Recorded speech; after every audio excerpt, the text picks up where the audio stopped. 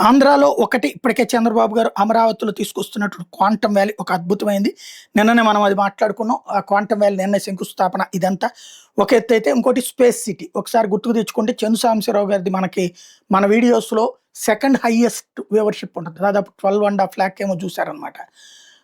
అంతమంది చూసినటువంటిది ఎందుకని? Space technology గురించి అంత చక్కగా తెలుగులో వివరంగా అర్థమయ్యే భాషలో చెప్పుకొచ్చినటువంటిది. ఆ తర్వాత అనేకం చేసినా దానికొచ్చినంత ఇది రాలేదు. అదెందుకు వచ్చిందయ్యా అంటే స్టార్టింగ్ అది. పబ్లిక్ అందరికి అర్థమైనటువంటి విధానంలో చెప్పుకొచ్చింది. అప్పుడే ఆయన ఇచ్చినటువంటి సలహా స్పేస్ మనకిక్కడ ఇస్రో ఇక్కడే ఉంది కాబట్టి స్టార్టప్‌లు ఇక్కడ పెట్టుకోగలిగితే గనక, ఇక్కడ గనక మనం స్పేస్ సిటీ లాంటిది ఏర్పాటు చేస్తే, బెంగుళూరు దగ్గరే ఉంది. ఇప్పుడేంటంటే మన ఇస్రో వాళ్ళు ఎక్కడో ఉత్తరప్రదేశ్‌లో తయారు చేసి ఇక్కడికి తెచ్చుకోవాలి. లేపోతే ఇంకెక్కడో తయారు చేసి ఇక్కడికి తెచ్చుకోవాలి. ఆ ట్రాన్స్‌పోర్టేషన్ అదంతా కాస్ట్ అవుద్ది.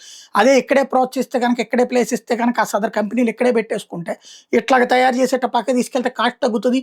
ప్లస్ ఇక్కడ మనకి ఉపాధి దొరుకుతది, ఉద్యోగావకాశాలు దొరుకుతాయి, మనోళ్ళకి అవకాశాలు దొరుకుతాయి. స్పేస్ సిటీ లాంటి అవసరం అని చెప్పుకొచ్చారు. ఇప్పుడు ఆ స్పేస్ సిటీ అయితే ఆంధ్రాలో రూపుదిద్దుకుంటోంది. ఫేజ్ 1 లాంచ్ అవుతుంది స్పేస్ సిటీని.